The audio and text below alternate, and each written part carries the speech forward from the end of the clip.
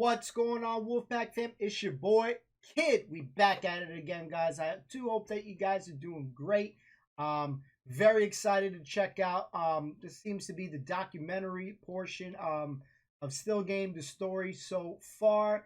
I do realize that a lot of you guys have watched Still Game multiple hundreds of times and stuff, but this for me is my first time, and I just want to savor and enjoy every single piece that is out there because I have become very fond. I really love the show, and I want to enjoy every moment that I can with the show before we go into season 7, guys. And then we'll eventually be starting into season 7, baby. And we got to put our crosses, our fingers on it, because we just never know. Newer shows, as they get to the newer shows, are very up in the air. So we don't know what's going to happen, but we definitely going to attempt to do season 7, guys. But yeah, I've just been having a blast on the journey. I hope you guys have been enjoying it. I am forever a fan of Still Game for life, guys. I definitely see myself watching this show multiple times, and we'll definitely have that bond together on that because this show is just too damn good that I will just want to see it more and more and more. So without further ado, we're going to check out the story so far, guys. It probably hopefully give me some more insight on it. The more knowledge, the better for me, guys. So let's get it.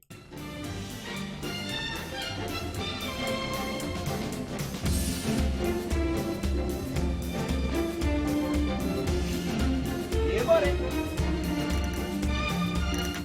The opening music's the ultimate. Oh, there it's coming on. So if you're in the kitchen, or if you're upstairs, or if you're out in the garden, it's almost like a signal that you have to run to the TV. Do you mind what this place used to be like when they built it at first? Craig Lang, developing for the future. Aye, aye. Craig Lang, modernity beckons. Craig Lang, tomorrow's already here. Craig Lang. Shite-hole. I'm shown it to lots of my English chums and people from all over Britain, and they absolutely get it. So although the fact that you tend to think of it as utterly Glaswegian, there's one or two things they miss, wee references and stuff, but it travels incredibly well. It's just hilarious.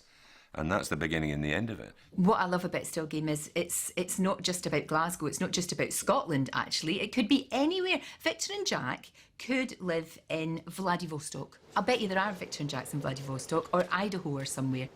What do you make of this weather, Eric? And the ground's all slippery, I know. I nearly went my arse there. Oh, it's a pair of these you're wanting. Permagrip soles, Timpsons, 1999. Is that right? Ah, you've got to take care of yourself at our age, you know. Guys, it's cold, boys and girls. But yo, Robbie was right there, guys. It's the cold train right there. With what he said, guys, it travels very well. So he did say that you know, not every, he showed it to some of his I think he said his UK friends, and they didn't get every part of it. But look at me. It traveled to freaking New York City, to the boogie down Bronx, guys, and it's created a fan. So if that's any indicator that this show does travel well, it still holds up very, very well. We're in freaking 2020, and this show is funny. I would have been laughing back then with what we're doing right now, guys. So it does travel well. It is really a good show, guys. Let's go.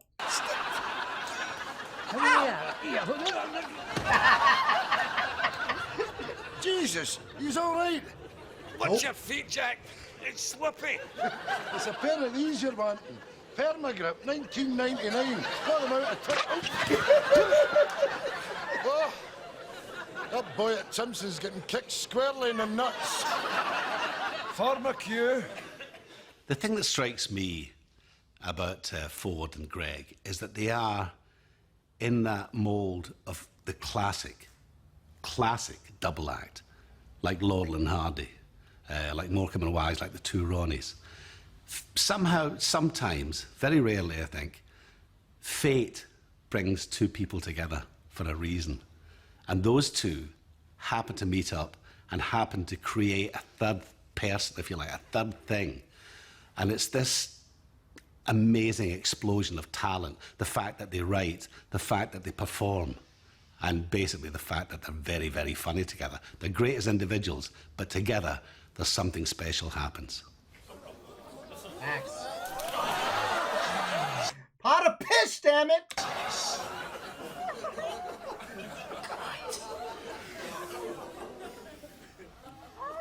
Ah, the color. Jesus, it's all cloudy. Can't even see the bottom.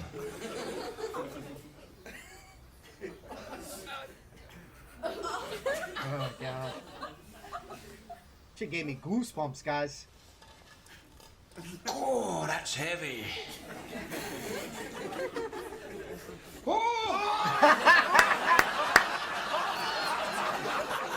Still funny, guys.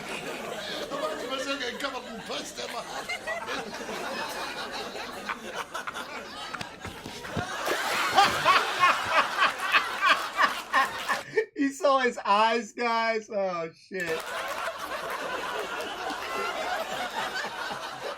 I first became aware of Still Game when my household had a very worn-out VHS copy of the original stage play. Showing my age a bit there. Was a cat saved a woman's life. Something about the gas being left on and the cat fetched the police.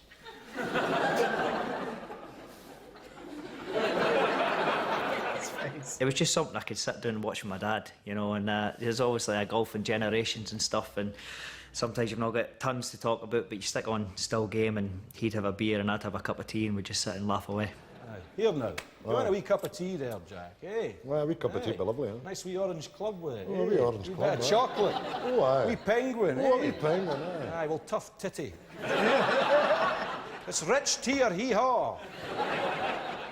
Well, we'd done the show at the Edinburgh Festival, and Karen Corn, who was good enough to give us a venue to do it in, at the end of the run said to us, I can get you to Canada on the back of this. They've got a festival there, and they're willing to take your show for 3 weeks, was it? 3 weeks? Mm-hmm. So we get there. Now, the set only involved a stinking old carpet, a hoover, a horrible old three-piece suite, and a sideboard. That was it, and a box for a television. So we thought we can get most of that over there. We'll be able to pick that up for our props department over there. However, what we'll not be able to get is a hoover, which was a pivotal moment in the show, like the one we had in the show. What are you doing with that? Well, it's all right, it's got wheels on it, there you are.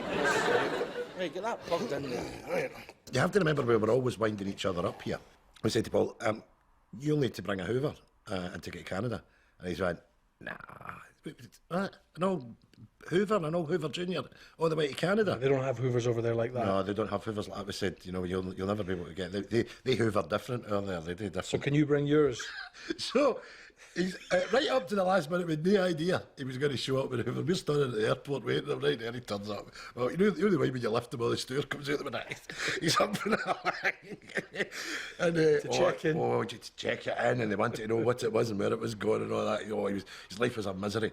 But it wasn't until we landed we actually got there and realised we did need the hoover. The Canadians don't have Hoover Juniors, they don't have them. Say you're going out there, right, and there they are, the wee bastards, right, and they say, right, give your pension book, right? Well, you just give them a wee nip of this. On your way. Right, to me, give us a shot. Wait a minute, I've not a shot of myself Let me yet. see the thing. No, hold on a minute. Jack, No. go on and just... Oh, Jesus Christ, Victor, what have I done to you? Oh no, I've killed him, oh Jesus. Be a bloody clown, what are you doing? Oh, you've come back, thank Christ. I thought I'd killed you. Jesus, Jack, what happened to me? Oh, this bloody thing. I didn't realise the voltage was so high. It's all right, it's all right. You wanted to know. Help us up here. Oh, I'm sorry. Come on, then. Oh. That's crazy. That's a bloody lethal weapon, that. Are you all right? Hi, I'm fine. It's nae harm done.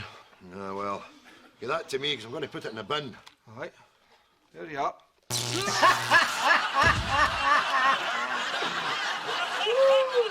It's like when you watch an early episode of The Simpsons and the characters don't quite look like they do now, you know, and the voices are slightly different. Mine in particular. But there were characters that we always came back to. We always felt very safe doing those characters, you know. They were like a boy in the ocean. You went to them because they were easy to write. I mean, I think when we look back at Due in the Fat now, I mean, when you see how much of Jack and Victor are in the entire, was it 4 episodes, 4 runs? 4 runs, yeah. There's about, I think there's about an hour's worth of stuff for Jack and Victor in there. So we felt that the best place to always put them is in the pub, and we used to write songs for them that were sort of reminiscent of songs that you would have heard your grandparents singing, sort of pub songs, and that's how they became then popular with us and the fans. But then we brought in Tam's character because we wanted to sound like a barbershop harmony. I never managed it once, but and then we brought Paul into it as well. If you're going to break a heart, be sure to break a fat girl's heart. They're bigger, much bigger. If you're going to ruin someone's life, be sure they're not a scalp. Skinny girls are fine, but when you dump them, they just run and find another. But when you crush a chubby's heart, she remains with all the fatties on the shelf. That shelf is creaky. She remains with all the fatties on the shelf. So it was just a natural step that when we got the chance to do a sitcom, that it was the old guys that we took. What delights do you have on offer from your varied and extensive menu? Pies. Oh, pies. Do you hear that, Jack? They have pies. Oh, that's dandy, because I was getting sick of that lobster thermidor, you know. When was the last time we had pies, Jack? Yesterday. Och, well, pies it is then. 2 pies as they come. Yes, as per usual. Frozen in the middle and red hot round the outside. Irresistible. You bite your prick! Tam, could you go a pie? Aye, a pie, aye. Aye. We'll come back tomorrow and get it out of there. There's a joke, actually. There's a joke that sums up actors perfectly. And it's, how many actors does it take to change a light bulb? 2. One to change the bulb, and the other one to say, I could have done that. And but with Ford and Greg, that's one of the few things that I've never thought. Because I watch them and I go, actually, I couldn't do that. I couldn't do that. I couldn't be as good as that. And I don't know anybody else that could be as good as that. I think the performances are exceptional. So you 2 are brothers? Oh, yeah, brothers, aye. Yes, of course, Jack's a couple of years older than me. Don't start with your lies, Victor. He's actually 2 years older than I am. So are you retired, the both of you? Oh, yes, yes. We sold our business. Oh, what sort of business did you have? Beetroot. Jam. Sending it all over the world. You'd be surprised how lucrative it is. And of course we sold the business, then we split it right down the middle, you know. I'm good to myself, I don't mind telling you that, and I have been. Yeah. I was a little bit shrewder with my money. I invested it and tripled it in a year. Very clever man, my older brother. And sadly my wife died, but she was independently wealthy, you see, so that brought me right back up on a par financially with Victor again. Then, unfortunately, my wife died. And she left me enough to race away back in front again. Jack. I think what's great as well is there's a real community spirit, something perhaps that a lot of communities maybe don't have anymore. It's that thing of everybody looking out for one another, and I think that's what makes it so incredibly real. I mean, all of these characters, and it doesn't matter if it's a character who's got a walk-on part and says one line, they're all absolutely true. It gives me great pleasure to be here today. Oh, it does, Nate. With great admiration, I've watched the community of Craig Lang grow and flourish. No, you have, Nate. My father grew up here in Craig Lang, and he always had the greatest respect for his home. No, he didn't. And I only wish that he could be here today to see this. No, you don't. I'm sure that he would join me in congratulating Craig Lang today as we open this wonderful facility. For this building is a magnificent addition to a caring, thriving, forward-thinking community. No, it isn't. You know, the other characters, you know, we're rooting for people that we ostensibly don't like as well. You know, Bobby's a barman and we're always at loggerheads with him, but he's your Bobby, and you don't mess with him. Do you know what I mean? If somebody comes in and gives him a hard time. He might be a wanker, but he's your wanker. He's your Bobby. Baby. It is funny hearing him sound differently. You know, obviously he plays his character and stuff like that, and hearing him sound a little differently. But we've chimed in before about that community atmosphere. It's like when they're in the bar and something is going on, you know, with Jack or Victor or whoever, Winston, whatever, the people in the background are listening in. They're just actively there, even if they got like a small part. Absolutely, you get that, and you don't see that too much in a lot of shows. I can't really give you many shows that I've watched, American shows, where you kind of have that atmosphere. And it's nice. It's a nice subtle touch. It makes everything feel connected. Every character definitely feels important. And I think they do a good job on that, guys. You let me know what you think on that, though. This bastard, when it's done, you can't get it up. When it's up, you can't get it done. I'd have thought you were a bit young for the old Viagra, Bobby. Shut up. Right, Bobby, out the road.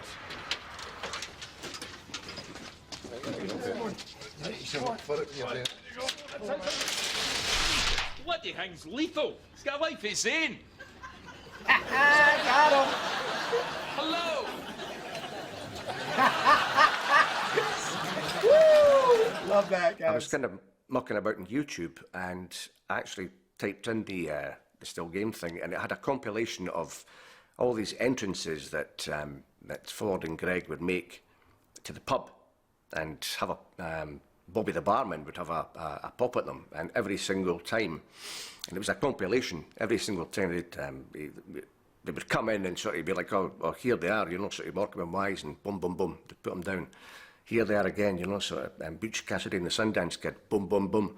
And it was very, very funny. I mean, and it kind of sort of just reminded you as to why it is so hugely popular. Oh, here they come. Abbott and Costello. You're putting the beef on, Jack. That's right.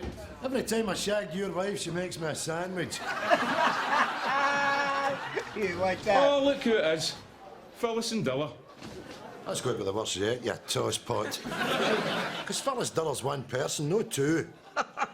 Normally when we come in, Bobby, you go, look, it's Batman and Robin, or Laurel and Hardy, you know, double acts. What you said there's like saying, look, it's Frank and Sinatra. Aye, or Bob and Hope, but that's your pattern. Aye, knock your cell out, son, eh? Look, Jack, it's Lawrence Llewellyn Bowen. This is kind of slightly prickly area. Their relationship is like a marriage. I think the thing about Jack and Victor is it is a platonic love affair, you know, and yeah, it is. It's very, very modern, very modern family. But they do love each other, and they look out for each other. And when see how comfortable he is talking about it when he arms like that. With the body language here. Oh yes, it's a platonic love affair.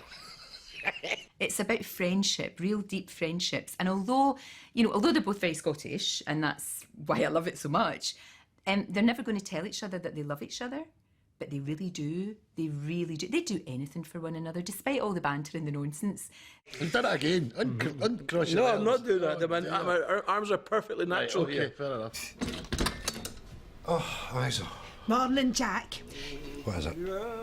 Is that Victor? What's Victor doing in your house at 7 o'clock in the morning? He came across for butter, a line of butter. Where is this ice cream, Jack? Oh man, this was Hatch, guys. This had to be Hatch, guys. This is one of my favorite episodes. It's your turn to mop the landing, and I was just wondering if you wanted me to do it. Aye, that would be smashed. That'd be very good, eyes. I'm up the landing. Is that it?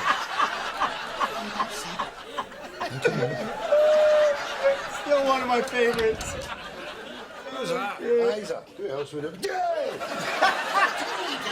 Listen, take a look at this, Jack. It's getting bigger. Is it ready? Pop. Oof. That's like Krakatoa, that. Isn't it? It's a cracker right enough. It's an absolute belter. Yeah, squeeze. But it's important to get it across, you know, that they're real people with depth, and they struggle, and they pine when the other one's away, and because people do, and that might have accidentally became what part of the heart of the show is. It might be. We can't pinpoint exactly what it is. People like it for different reasons, but lots of people have said to us that they like the sad bits as well. Yeah, the show's about companionship, so whenever that is threatened in the show, when that companionship is threatened, it hurts the characters. They can be funny, sad. They can really make you laugh one minute and make you cry the next. That is the really, really brilliant writing and brilliant acting. It's just tugs at your heartstrings. It's fantastic. Oh, aye. It was a rare day, that, eh? How long's Jean away now, Jack? About 2 weeks it'll be. 10 years. 10 years. That means my Betty's away 12 years. It's all racing away for us now, eh? That's kind of a bit bothered, but I'm not going through all that again. You know, Jack, it's not my place to tell you how long a man should mourn, but 10 years. 10 years is plenty. Going on a date doesn't betray Jean's memory. She'd want you to be happy. Why don't you get doing that shop? Ask that woman out, eh? Besides, hey, daddies. Yeah, buddy. My first appearance in Still Game was Edith! Woo! as Edith, and I was a blind date to Victor. Jack had asked Barbara, who played by the lovely Eileen McCallum. She played Barbara, and I played her sister, Edith. Now, they didn't know what I looked like. I remember we were filming, we came in the bus, and Jack and Victor were waiting at the bus stop. This is bloody torture. Hello, Jack. Hello, Victor. This is my sister. Edith.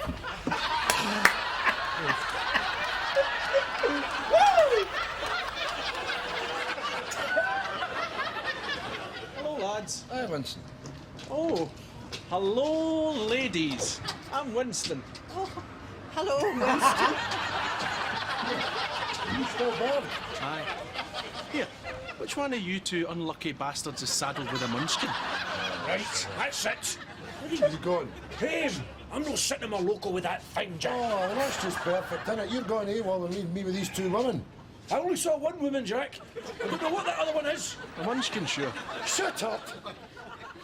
Once you've established all these characters as fully blown characters, then when you start to embark on writing a new show, you say, well, let's say, for instance, somebody showed up with a big red nose. You're writing immediately because you know exactly how these characters are going to react to that. Isa would be away telling everybody, oh, there's a man there, you want to see this man's nose, honest to God. And Winston and Tam could not avoid talking about it or pointing at it. Bobby would probably drop a bottle when he's seen it for the very first time. You're off in one because you know how the community would react to this thing happening. Victor, Jack, what are you staying in at this time? Well, we're out with a couple of friends if it was any of your bloody business. And by the way, while I'm at it, when are you letting Winston back in? When he apologises. Aren't you going to introduce me? No, certainly. Barbara. Hello. Hello, Barbara. And Edith. Victor. Hello. Hey, what is for?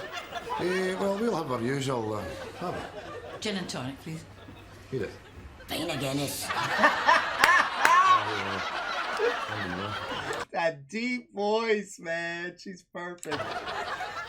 So after the date, they go away and they go to the bus stop to go home. And Barbara, Eileen McCallum, she kisses Jack, and then my character Edith goes to kiss Greg. See you soon, then, Jack. Yep. There you are, Good night. That's what everybody mentions, actually. That's how clever they are. They say, I love that bit when he grabs your head and he goes like that, or then shoves you on the bus. It's brilliant. So I just remember that. That was just so funny, really funny. The one scene I was ever in Still Game was I was playing a character called Martin, and it's a 30-second, 40-second scene, and his mother has bought Empire biscuits instead of snowballs, and he loses the rag. I'm not wanting an Empire biscuit, I'm wanting a snowball. No snowballs? Yeah.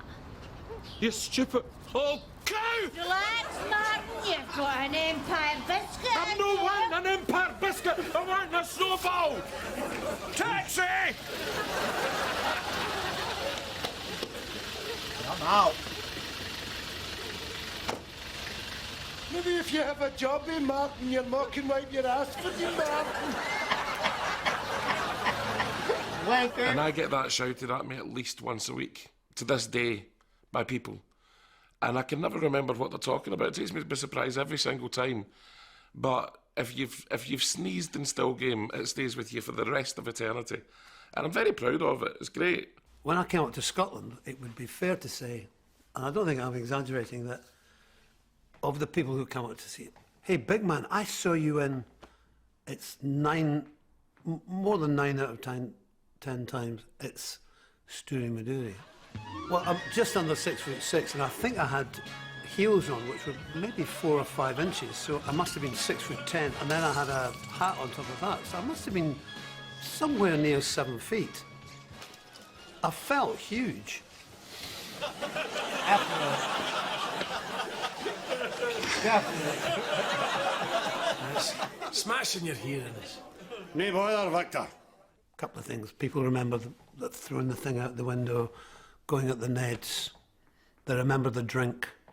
And they also remember, and thank you for this, boys, they remember the 18-inch pile of shite in the toilet. Oh my God, yes.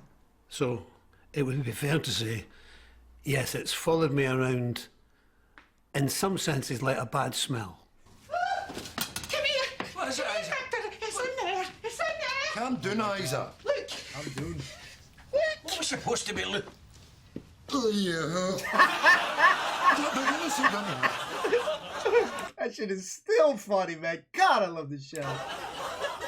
Dirty big bastard. He must have had to have stood up to get his cell off of that. What am I going to do? I can't have that. Batter it with a loo brush. Break it into bits. Harpic or domestic, burn it to death. Domestic. One of the main things I love about it is the fact that lines are crossed very often. And I love that. I love it. Because what is also obvious and evident is that underneath that kind of broad, very broad, over-the-line humour, they're decent people. I mean, a lot of the characters we've got are based on people. Mine's is my Uncle Barney, Greg's is his grandfather Sammy, Tam is based on a friend of mine, Martin, I'll say his surname, Kane, who's very miserable. But, you know, so we're just drawing for people that we know and, you know, planting it on the other people. 300, not a halfpenny less. Right, Tam, you heard the man. 300 quid. I've got him out of barrel here. I'm the only bidder. I'll say 150. You hell, you miserable bastard. You listen to me. This is your chance to do the right thing. Be generous. The car's worth 300. You've got that in your pocket. Now give Victor his money.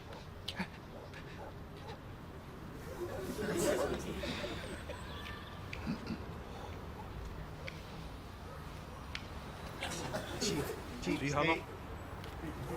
Thanking you.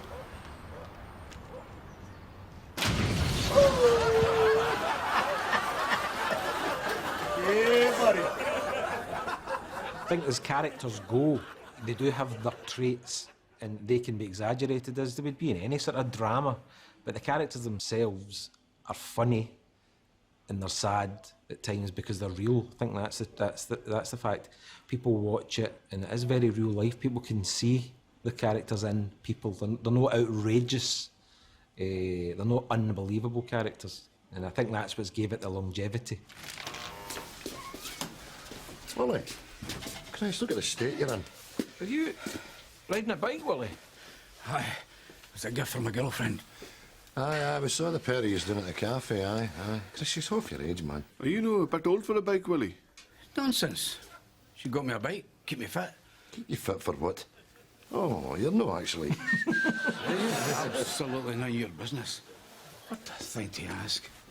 I would never discuss anything personal like that. Any condoms, Naveed? He's laughing at it. Oh, nothing. Sorry, Willie. Ask again. I won't laugh. Condoms. I'm needing condoms. Ribbed or flavoured? Flavoured. Oh, get it up, yes! I've got to boot. But Naveed's such a great character because the corner shop is such a part of people's lives now, you know. He's such a great character because he is obviously Asian, and he's still got that thing at the back of his, you know, that accent, but also the Glaswegian. And funny enough, I used to live in Edinburgh, and there was a guy exactly like that. And I go, what about the bloody Hibs? What the hell did they think they were doing on Saturday? You know, that accent, you know. There was a guy that I went to college where they used to talk like that all the time. It used to crack me up. So I knew that that accent was there for the taking, and, you know, don't worry, I've signed the paperwork. It's all above board and legal. I spoke to the provost about it. Jack, Victor. Morning, Naveed. Aye. Jones, Tom. Heard about the big card game. Sounds gallus. Well, you're welcome to join us. Poker, eh? The green bays, whether to raise, whether to call. Oh, the tension. The splashing sound the chips make as they are thrown into the ever-growing pot. Somebody wins, somebody loses. When do you play next? Thursday night, if you fancy it. I'll be there, with bells on. ਤੈਨੂੰ ਪਤਾ ਹੈ ਮੁਸਲਮਾਨ ਜੂਆ ਨਹੀਂ ਖੇਡਦੇ Oh, that's right. Muslims don't gamble. No gambling, no drinking. What a riot. No. We just like to sit about the house playing Plunk. Mina is an incredibly popular character in Still Game, and for very good reason. I just think the writing there is just absolute genius. They have this lovely spiky, sarky relationship, at the heart of which is a nugget of pure love, but, you know, you have a few layers to get through to get to it, but it's there. And there's clearly, she's running the show. I mean, there's no question about it. She's in the back shop pulling the strings.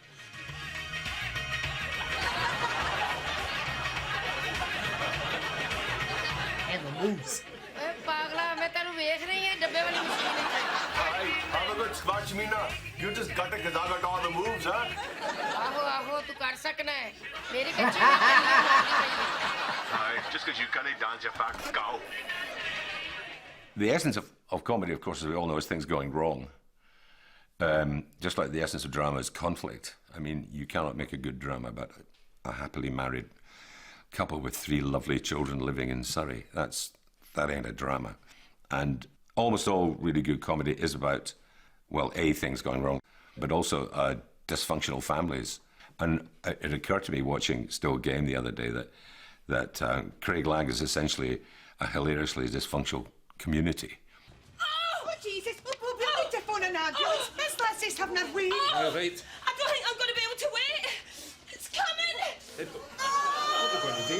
Is there a doctor in here? Oh, it's all right. Jack and Victor have just passed their first aid certificate. Let them through. Come on, it's okay.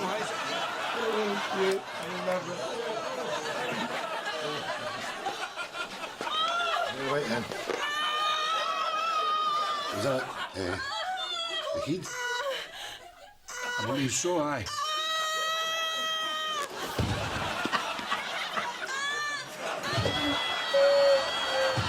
The writing is very clever, and one of the biggest laughs that we had, because we, you know, as the cast, we would go to the audience screenings where they would record the laughter track, and I know for a fact that they've had to.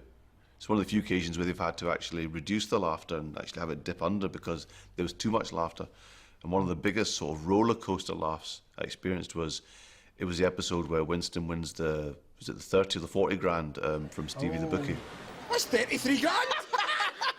You're up 500 quid! Thank you, Stevie. Thank you for keeping my money warm. Now get into that safe and get me paid. Look at you, Stevie.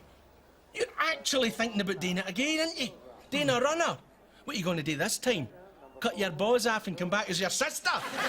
Get me paid. Prick.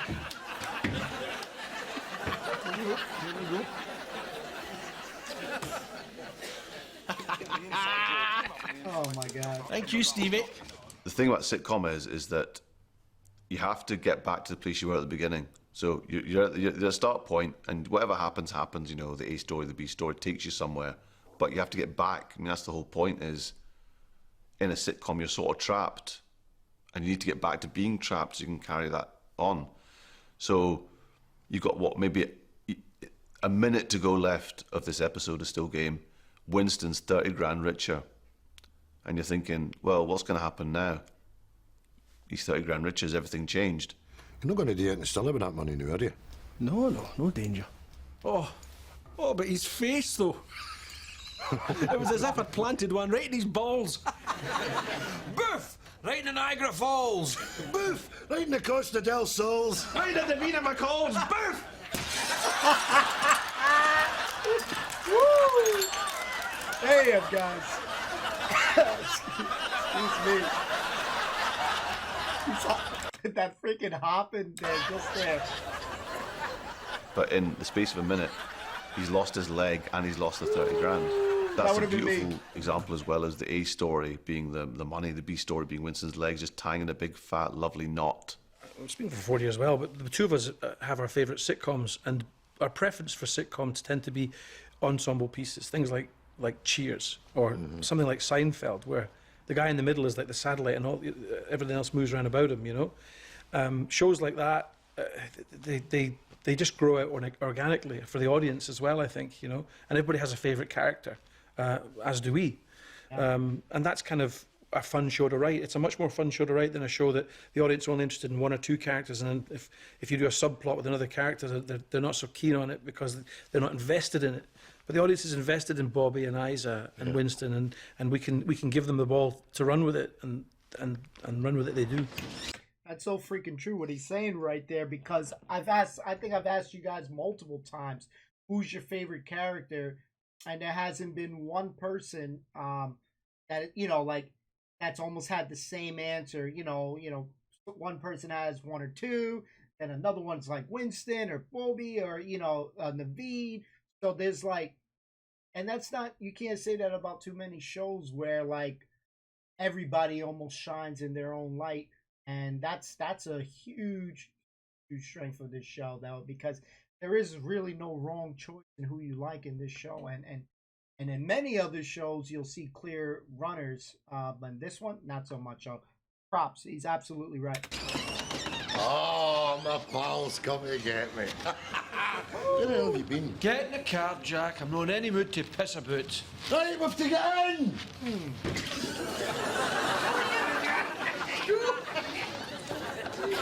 Wow. Wait a bloody minute. Well, we're all going to the same place, driver. Hey, Victor.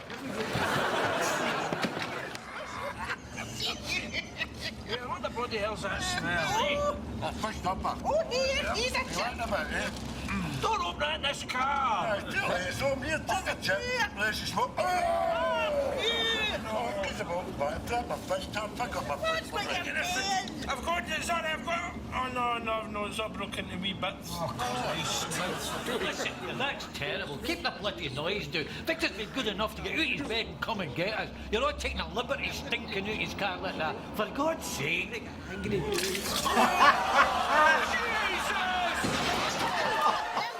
I think one of the main strengths is that it is a team effort. All of us together make the show. And everybody's got different favourite characters. Some people will say, oh, I love Isa, she's just like my next door neighbour, or I love Naveed, or I love Tam, whoever. And I think the boys have been generous in that they don't always write themselves the best lines. Sometimes some of my favourite lines are other people's, and it's, you know, a lot of writers wouldn't do that. They would keep all the best lines for themselves. It wasn't really always about generosity, though, because Ford and I had a lot of hangovers during those shows, and it was always good to get the other cast members to take the bulk of the weight of the episode and carry us. And I remember one time there was an episode that was 27 minutes long, and Colin Gilbert came to us and went, you need 2 minutes. And we were like, well, I'm not writing a new piece to learn for 2 minutes. And we got Jane McCarry and we wrote her a monologue in the lift, and it's that scene from the lift where she guesses where Jack and Victor are going to go just by the way they're dressed, and we don't say a word. And we gave it to Jane half an hour before we filmed it. Went, that's going in, love, in about half an hour. So if you could learn that. And she went, fine. And she learned it and did it in one take. One take. One take. That's what she's like. Oh, look at you two. Oh, done up smart. Nice jackets. Where you's gone? Oh, we're not going to the Klansman, no turned out like that. Must be somewhere good, eh? Somewhere special. Eh? What would that be? What would the reason be? A wedding? No, it's not a wedding. You'd have buttonholes on for a wedding. It's no a funeral cause of the tie. And it's no a court case. I'd have heard about that one. It's a day out somewhere. Somewhere that isn't Craig Lang. It's a tune. It's a tune, isn't it? I know where you're going. But why? Are you celebrating something? Your birthday? No. Two old pals going into the tune. Two old pals celebrating. Celebrating just being old pals. That's it, isn't it? An anniversary. That's it, isn't it? He's special, guys. She's creepy with that. She gives me the fear. She is a joy to play. First of all, because you're always comfortable. You know where you are with Isa. You've got polyester, layers of cheap wool and a comfortable shoe. Oh. So you, Isa, where are you off to? Naveed's. I'm away to do my shift. It was close. You got off lightly there. Tinson, I'm glad I caught you there. I completely forgot to tell you. Tell me what, Isa? Well, I never buy the Times. There's usually nothing in it you haven't read in the real papers. Just the same old news again later on. Rubbish, really. And there's no point buying twice for it. Anyhow, don't ask me why, but I bought one. And I was fucking through it in case something like took it. What are you doing, Winston? I'm trying to fast forward you to the punchline. Get to the end of the story. Aye, well, I was flicking through it. The end. The intimation set. The end, mind. Willie McIntosh is dead. Thank you. Although at times they do horrible things to Isa or they'll say horrible things, they always have her back. You know, they decorated her flat for her. They, you know, when Harry, when she was trying to get rid of Harry, Winston, who doesn't have a great deal of time for Isa, still came and looked after Isa, pretended to go to bed with her and everything, which is one of my favourite scenes. Because when we were filming it, we had to do about 20 takes because we kept laughing and he fell out the bed and hit his head. Damn. Isa, sweetheart.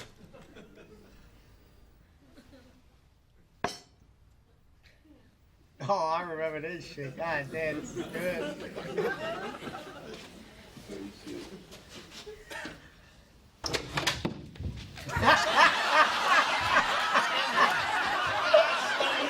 Sorry.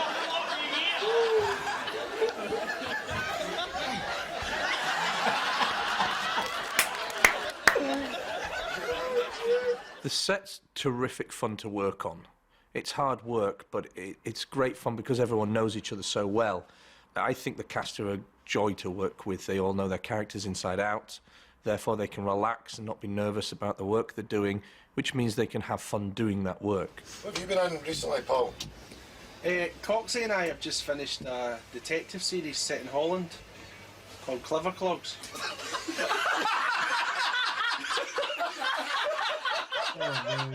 When we were filming Taggart, a lot of the same crew would finish Taggart and go and work on Still Game. They seemed to fit in together, and they would all go off and they would come back to start filming again in Taggart, and they would come back with all these amazing stories about what a laugh they had on the set of Still Game. There was so many carry-ons, wind-ups. They even had quizzes at lunchtime.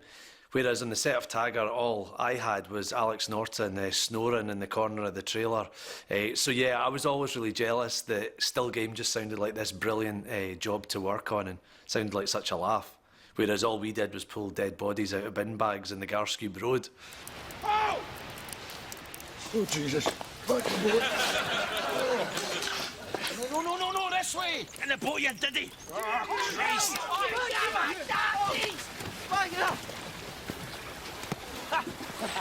Yous are dead. They will look dead. That was our picnic, your dick. Skis were beer. We drank it all, and it was delicious. Stop that now. You're just annoying him. Do you know what we've got to do to yous? No! See if you hum it. I'll try and play it. Well, subtlety didn't really come into it with Still Game. I got a phone call from my agent saying that the director of Still Game would like to meet me, and I went along to see Michael Hines, and he gently explained that the character was one who had almost superhuman hearing. Hearing, of course, ears. Here, Victor, don't be annoying him. As old as he is, he's still bloody handy, and he is doing us a favour. Look, let's just not be hanging about sitting there while he rattles on about the war. Shut up, he'll hear you. Oh, aye, can he hear through bloody what's and on now? Aye, I can. chat, Victor. What can I do for you? But when I was about 17, a casting director in London said to me, "Oh, my dear boy, you will get nowhere in this business if you don't have your ears pinned back." Fortunately, I didn't pay any attention to that, because if I had, I would never have been in Still Game. Never been Shug the Lug.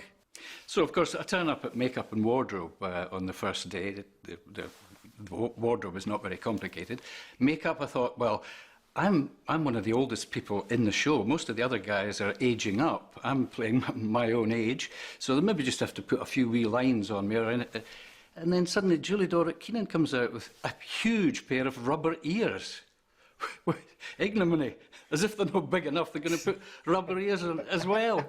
Oh, Jamie. But there's a box in makeup at the comedy unit that just says Shugs Lugs. I think that's rather nice. Shuggy! Whoa, what you doing? What you doing? I'm going to come over and blow the tits off us about Timbrook. Right enough, prick. What do you suppose is in the bag? Ach, the eye buys that shitey breed, you know, snappy shopper. 22 pence a loaf. That's because he's a miserable old bastard, Sunblast! Best the gear!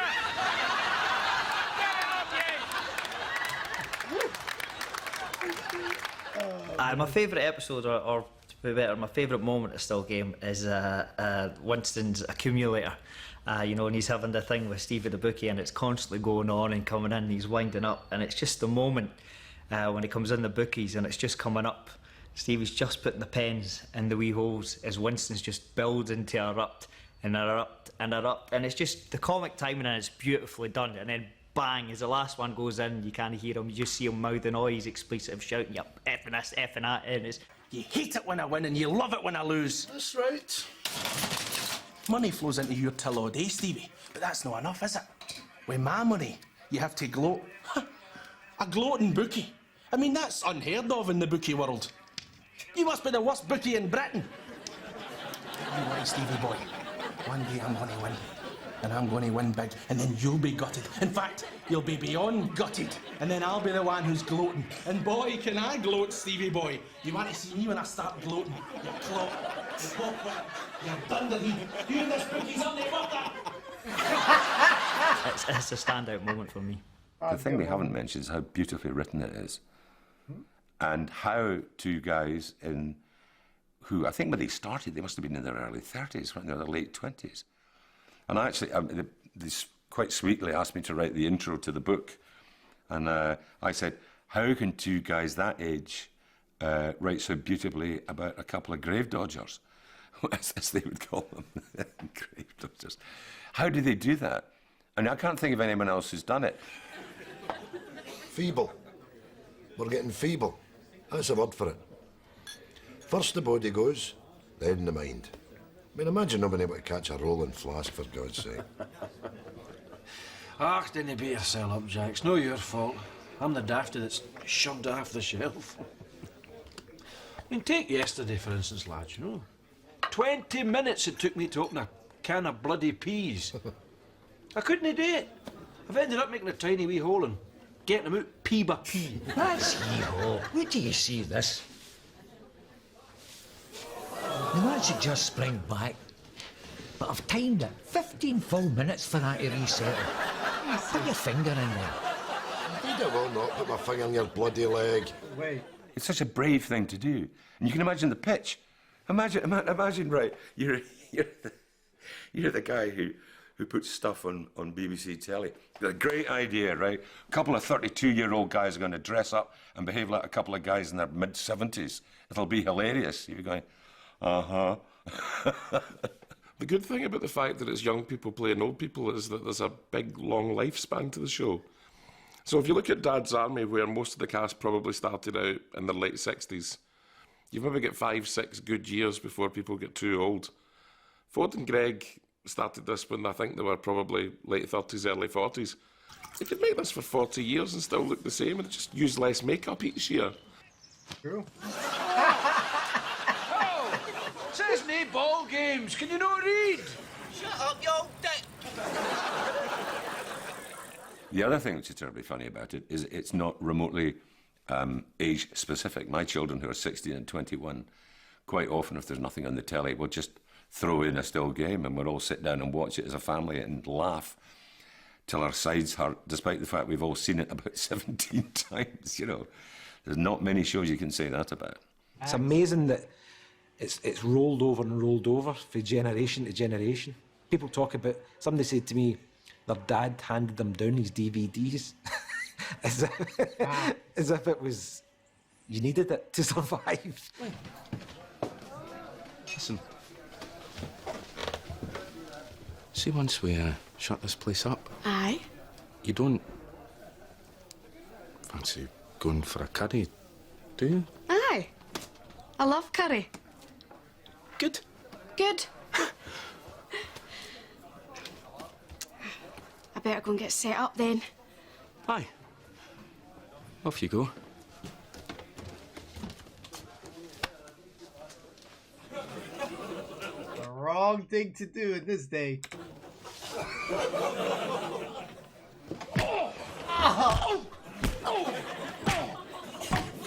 Wait! Marco! Shove your quiz up your arse. Never do that, guys. Table for one at the Indian Star tonight, Bobby. My bit of advice that I'd always say to MD, though, whenever they find one of these still game repeats, or, fingers crossed, if you go and watch a new series, is if you're recording it, always record the programme after it as well, right? Now, I don't care if it's Miranda or Citizen Kane or something like that. You don't need to watch it, but always record the programme after it, because the amount of times I've been sat there, episode is nearly finished, and up come the credits at the end, and you think to yourself, still got that wee magic bit to go at the end, the very, very end. Can't wait now, it's nearly there. Boom. End of recording, right up across the screen. Ooh. It is the most annoying thing in the world. And you think, what was that last wee bit going to be? Because it's always a gem, you know. What a heat I've got. Bloody hell. What was I thinking about slapping Margot's arse? You stupid bastard, Bobby. Still, the place was mobbed. It was a cracking night.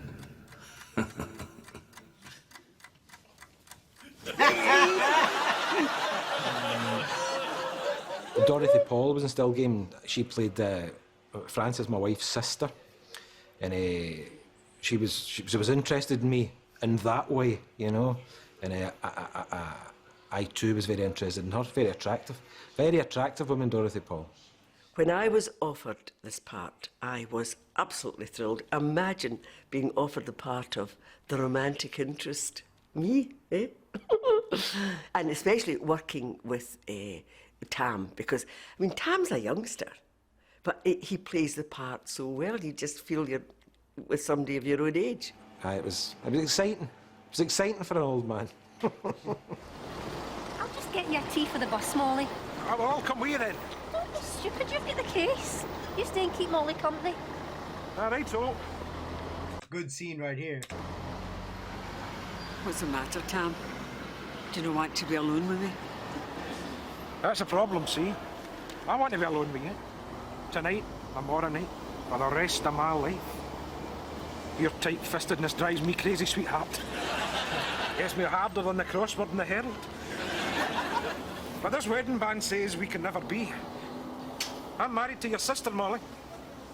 Any feelings I have for you ain't worth the hill of beans.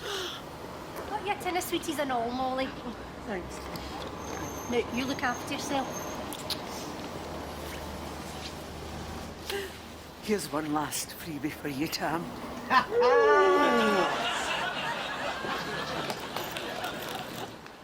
I loved an episode that was with Mark Costello and I think it was called Seconds Out, and it's a girl moves into the area with a pizzeria, and we both are fighting for her attention, basically, and trying to get fit and stuff, and Bobby's useless as always, and useless in love as always, but does his best to win this girl over, only to find out that Jim Watt is her father, which we find out at the very end of the episode because we're going to fight over her, and you can imagine how that pans out.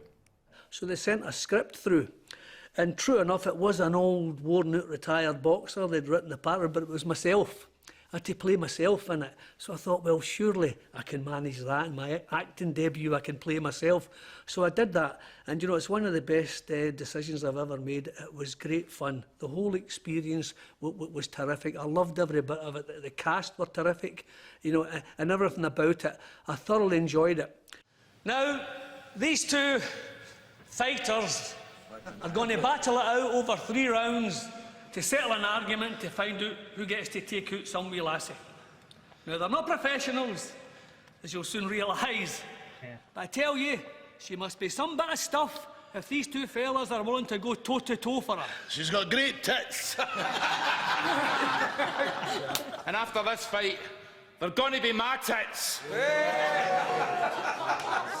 Now, are you boys sure you want to do this? Listen, Jim, if you'd seen this bit of gear, you'd pull the gloves on and all.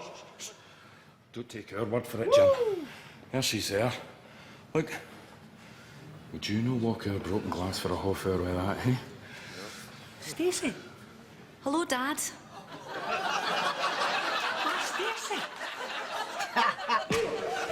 Perfect, guys. I got a fair amount of fame becoming a world boxing champion in the city of Glasgow who love their sporting heroes, but nothing prepared me for the fame I was going to get through appearing on Still Game. There is one thing that we should say, though, that we were away for 7 years. There were loads of rumours about how we'd fell out and all the rest of it. And we come back after 7 years having absolutely no earthly idea whether we'd be wanted back. And the audience just completely embraced the fact that we were back and just jumped all over us. That's a fantastic feeling, isn't it? Oh, it's absolutely fantastic. Yeah. It's great. I mean, you know, 7 years would have killed any other show. Still Game fans are amazing, absolutely amazing. We got the tattoos because I'm a massive fan of Still Game. Yeah, I did go through 6 hours of pain to get these tattoos, but it was well worth it. I mean, what better way to honour Still Game than to get Jack and Victor onto my thighs? Even still to this day, my wife doesn't even know how much I paid for them. Yeah. Question 1 is, what is Tam's wife called? Still Game's the best Scottish comedy that's ever been created. Question 2. It makes me feel pretty nostalgic thinking back to when I was younger, growing up with Still Game. Most excellent show. It's brilliant. It's just Glasgow humour. It's absolutely brilliant. What about you? Typical Scottish humour. Everybody in Scotland just gets it. Yeah, I know. It's not even been on for a few years, and yet, like, any time it's on BBC One, everybody's like, right, that's what I'm watching. It's hilarious. Facebook newsfeed is just full of like Still Game's brilliant.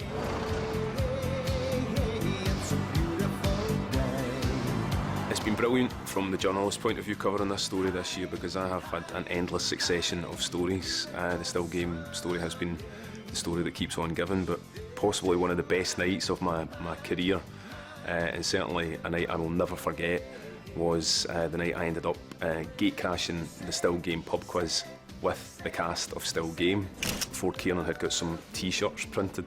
Wow. Still Game 2014, so we all put them on and headed off down Sucky Hall Street.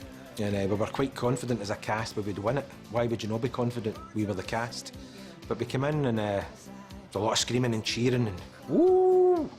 And murals on the wall of the cast and Still Game fans. That's what they were, these people, real Still Game fans. And we weren't long into the quiz when we realised we were going to get a doing.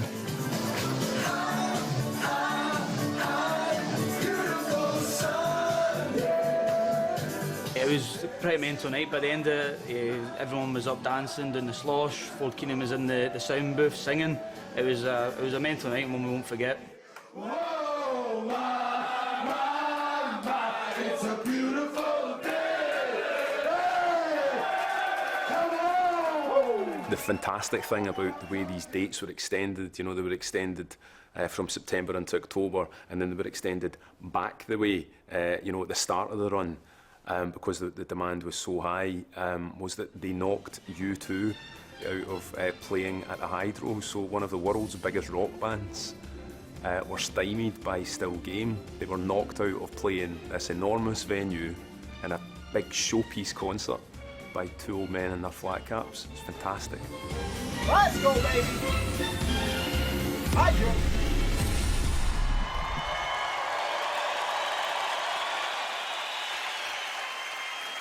Who's this we're watching? Oh, 'cause this shower of wankers live at some bastard arena, you know. They've not performed together for years, they've settled their differences and now they're back.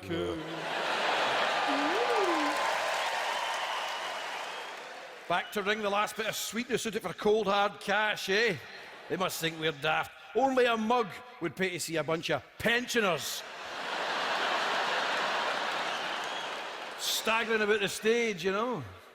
Monty Python. Aye. That's what we're really humbled about, the fact that the audience have been so faithful to us and continue to be. It was the biggest and greatest affirmation we could have ever hoped for. But it also told us, and we discovered about the show, that we could go 7 years without having to see or speak to each other. Aye. So I'll see you in 7 years, you git. Yeah. Shake my hand. Yeah, brick. One small step for a one-legged man. One giant leap for Craig Lang! We're back!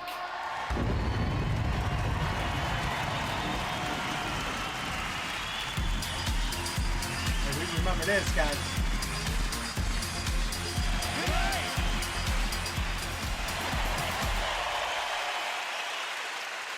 Yeah. So, well, there you are. That flew by for me. Flew by for you. It really did. It only seemed like an hour. So nothing left for us, nothing left for us to do except to say, listen, enjoy 2015 and get one or two down your neck. Very happy New Year to you. Happy New Year to you. Oh, the slosh. I love the slosh. Watch my bag, Tam.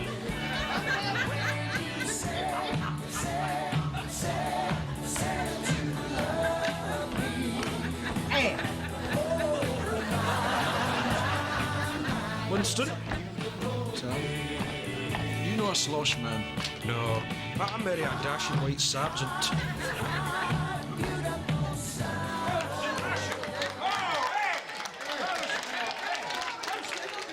You're saying happy 2015. What if they repeat it next year? Shit, we in 2020, baby. We late to the game, but we love it. BBC, aye. Oh, well, a very happy 2016. Happy 2017. 2000, does this repeat money?